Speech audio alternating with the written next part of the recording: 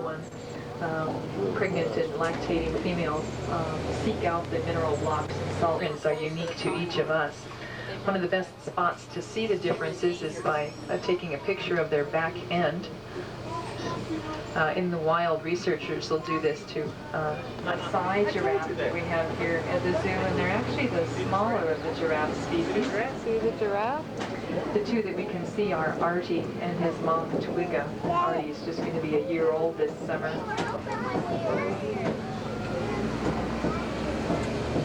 And you might notice around their enclosure, the trees that have been planted here have a lot of thorns on them, and yet despite those thorns, they've been nibbled clean on one side. This is the handiwork of the giraffes that we have here. These are winter thorn acacias, one of the giraffe's favorite foods.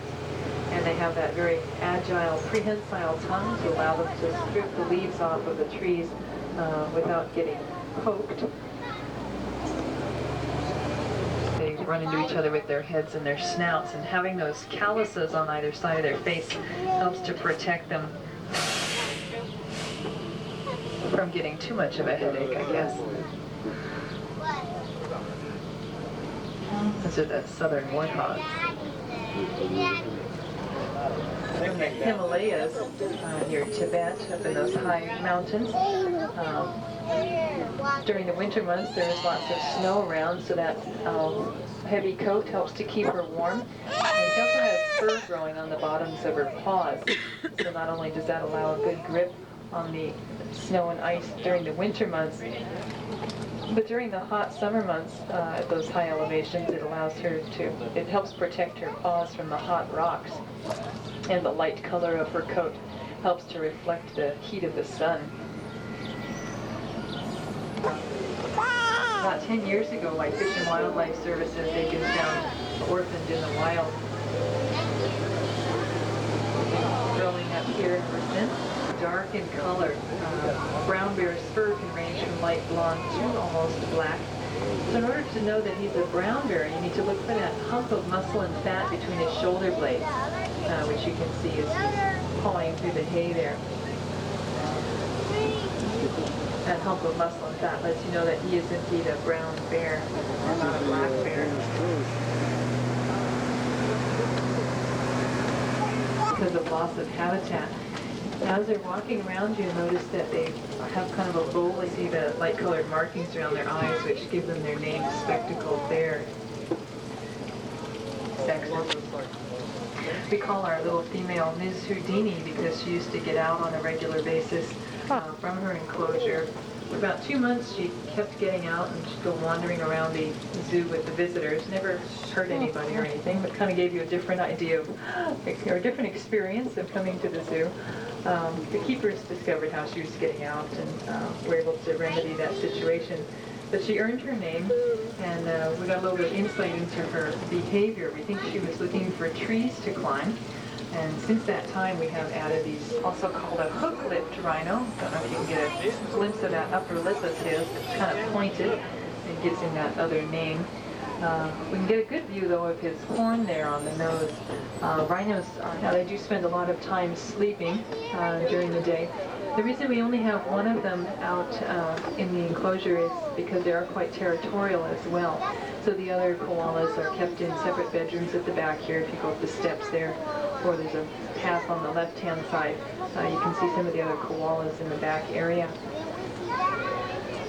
Because they do eat only eucalyptus leaves, they kind of have that mentholatum smell to them. They smell like cough drops.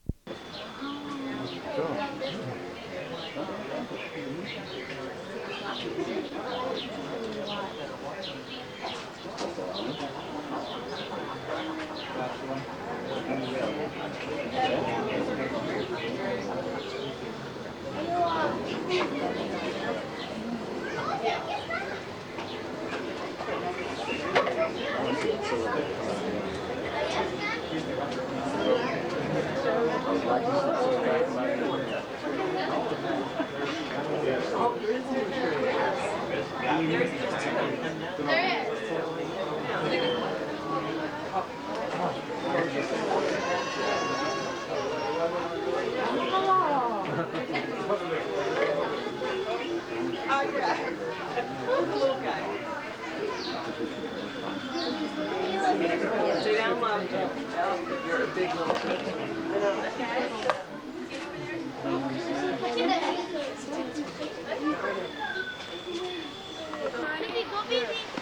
Rhea, Michael. Mommy, I can't get it. Hi, Michael, Rhea. You having fun? Chelsea, go be that other girl.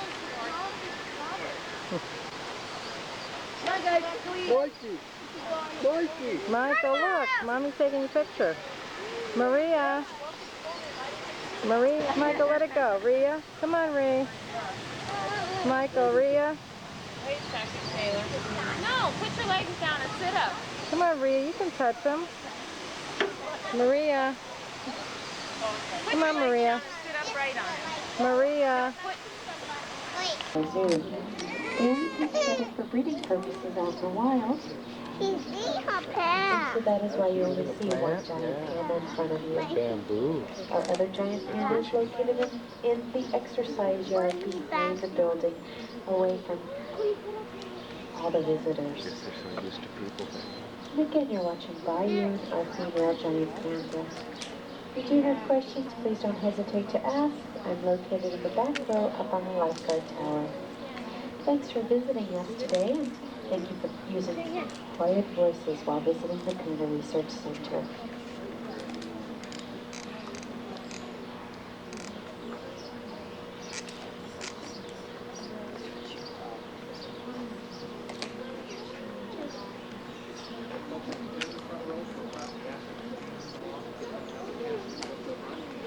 Just a gentle reminder to please keep the line moving.